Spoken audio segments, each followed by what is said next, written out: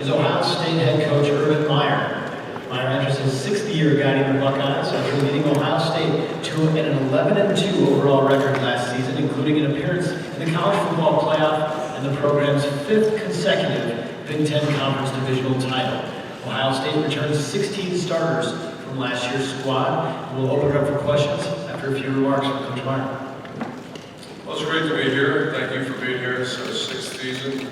Hard to imagine how time flies. And last year, we were the youngest team in college football. And this year, we're not. We still have, we lost 6 juniors in the NFL draft, 9 the previous year. So there are obviously shoes to fill. But I was thinking about, we have 3 fifth-year seniors here represent Ohio State to be today. I don't know if I've ever had that before. Nowadays, fifth-year seniors in Ohio State are hard to find. And so I feel extremely strong about the top-tier leadership of our team. And history shows that usually indicates a good, solid team. And so I'm very anxious. We keep going on Thursday. We'll have the 2-day rule. We're going to start early. Practice Thursday, Friday, give the weekend off, and keep going again the following week. So I'll be glad to answer any questions. We'll open up here on the right, halfway back.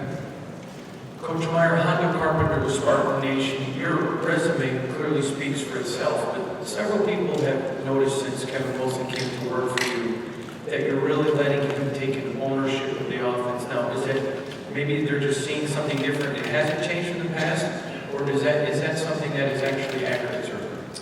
Kevin Wilson's the first established offensive coordinator I ever hired. Go through the history. It's either guys been promoted on my staff or a young up-and-comer like a Tom Herman. This is a veteran coach that's led some of the top offenses in America, very well respected in our profession. So he's had a lot of input in our offense. The other guy that came with me, Ryan Day, is another guy that was with me in Florida. He's a star coach.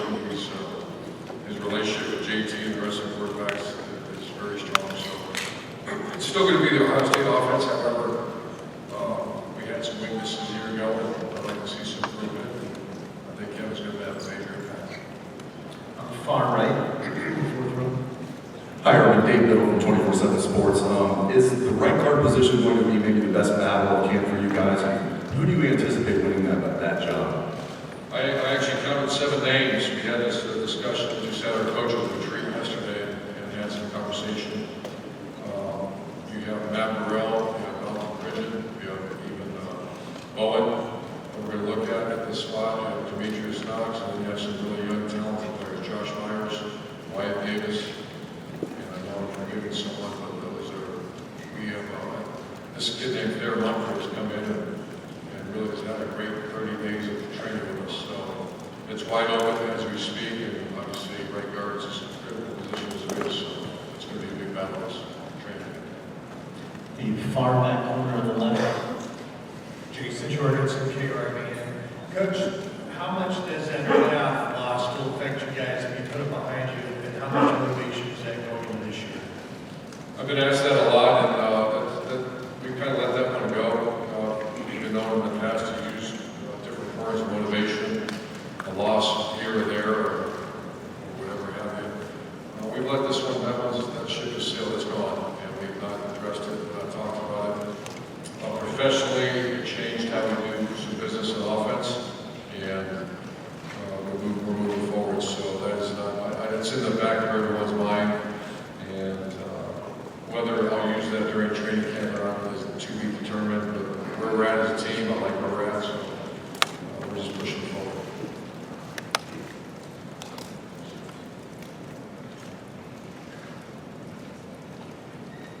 Over here on the left, in the third row. Tim Comes Dispatch. Urban, as you go into training camp, what is, besides right guards we just talked about, what is a couple other positions that are definitely on your mind to have to get settled? The tight end's wide open. That was a position of not one of our strengths a year ago. And Marcus Ball, I know someone said he's in a walking boot. He has inflammation in the toe, so he should be fine. He played with a shoulder injury a year ago, so he had surgery right after the season. And then A.J. Alexander being out for the fall, so we have Luke Farrell and Jake Hausman to compete for that spot as well. The boundary safety in the Lee Clipper spot is also wide open. And you have Jordan Ford, Eric Smith, that's going to be a battle for that spot. You have Kendall Sheffield that's going to push David Arnett along with a couple of young freshman corners going to push for playing time. And to me, the wide receiver position is wide open. We were not a year ago, and we have some talent. More than that, we have as high character group as we've ever had in that room as far as work ethic and what they right. Those are just a few examples, or a few spots. All right, right here in the third row. Urban Meyer, Columbus Dispatch. I'm assuming Mickey Marotti is kind of given that pass the baton to you speech. What was his message to you, and how good do you feel about the team as a whole going into this training camp? We're actually going to do that next Wednesday. We don't want to. One of the concerns I know I share and a lot of my colleagues that without 2 days of extended the season, you could be potentially close to 5 weeks of training camp, which is way too much. So we're very leery about starting. We're not officially starting camp on this Thursday. It's a practice. I don't want our players to feel like it's a camp. So we won't do that until the following Wednesday. And you know, Mick is a very positive guy. And like I said, how often, this time last year, there was, I don't want to say zero, but very minimal leadership in our program. We just didn't have a very strong upper end of our team, and this is the strongest of that since we've been here. Same area. Tom Owens, Wisconsin State Journal. Urban, when you stood up there 6 years ago, you talked about outlined some things the Big Ten had to do to catch the SEC, having come from the SEC. What changes have you seen, if any, and do you think that gap's closed by now? I don't think there's a gap at all. And that's no disrespect to other conferences. But to give my opinion on other conferences, when I hear that, I have no idea what I've done. I've coached in the SEC East when that was one of the strongest in the country. And I think the Big Ten East right now is every bit as strong as I can remember the SEC East. I thought recruiting, I was shocked at the disrespect the Big Ten had in 2012. I don't feel that at all anymore. I feel a great amount of respect nationally about the Big Ten. You sit and look at the national recruiting rankings and you see the Big Ten everywhere, all over the place. And that's the way it should be. So there's a lot of credit to be given, obviously, to the administrations that invest in their programs and to the coaching staffs that are out there doing the work. And this is as tough a conference as there is. On the left side, halfway back. Good afternoon, Coach.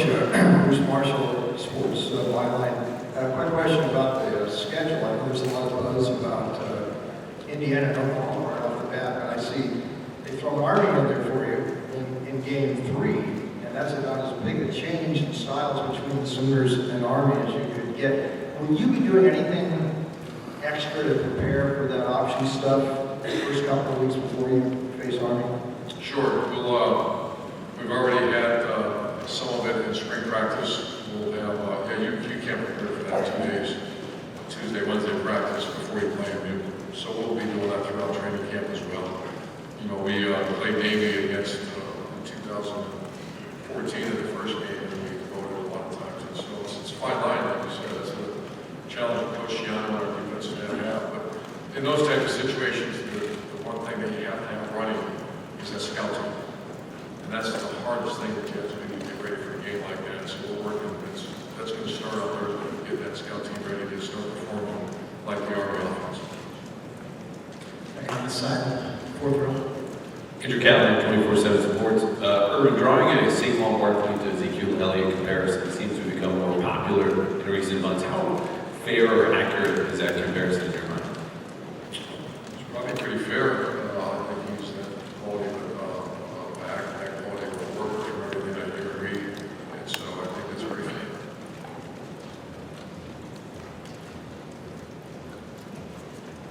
Stay over on the right.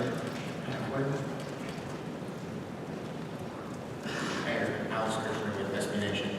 Now that you've been about a half decade in this, I wanted to get your sense, how does the intensity of your rivalry with Michigan stack up compared to others that you've been involved in at different stops in your career, whether that's Florida LSU or BYU Utah already? I'm very biased on my opinion of this rivalry because I grew up in it. I know it as well just think it's the greatest rivalry, not just college football, all the sport. Unless it's a very biased opinion, I'll be the first to admit that. I think it's tremendous respect, a lot of like between the two universities, and the game's incredible. And so I was fortunate to grow up in a 10-year war between Ocean back there and Woody Hayes, and it was incredible. And I grew up in Northeast Ohio where the town shut down that week, so I just have great respect for it. Matter of fact, along my journey, we tried to do the best we can to create that kind of rivalry situation. You mentioned we called Toledo the team up north, we went out to Utah and called BYU the team down south, and they did a huge game, which it already was. And then Florida State was the team out west. So trying to do the very best we can. I think that's really good for players. I think it's great for fan bases and student bodies to get involved. And here's some people say it's just another game of basis opponents. Never the approach we've had to our rivalry game. And I think that's what separates college football from a lot of other sports. Towards the back on the left here. Morning, Coach. Ben Orville with Scout.com. In today's day and age of spread offenses, the Big Ten has a lot of really good tight ends this year. Troy Gonzalez had a good game against you last year. How tough is it to prepare for a really good tight end in today's spread offense football game?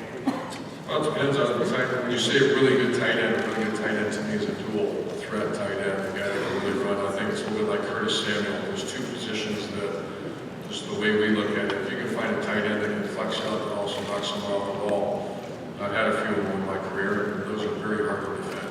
And then the same thing with that H-back position, the guy that can come in the backfield and run the ball and get catch it. Those are the hybrid type players are hard to defend. And we're doing the best we can to develop one of those guys in that position. That's what we want. One-dimensional tight ends, in our opinion, aren't very hard to develop. It's what it is. It's the one thing we do both. We have time for a few more questions for Coach Meyer, if there are any.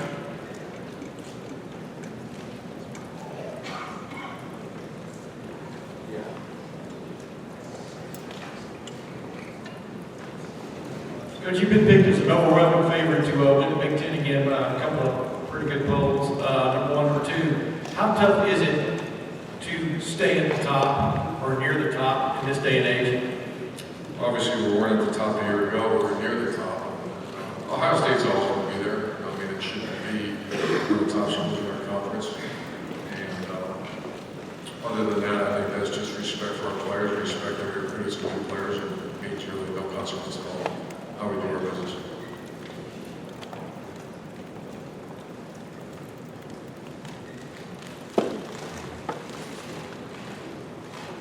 Any final questions?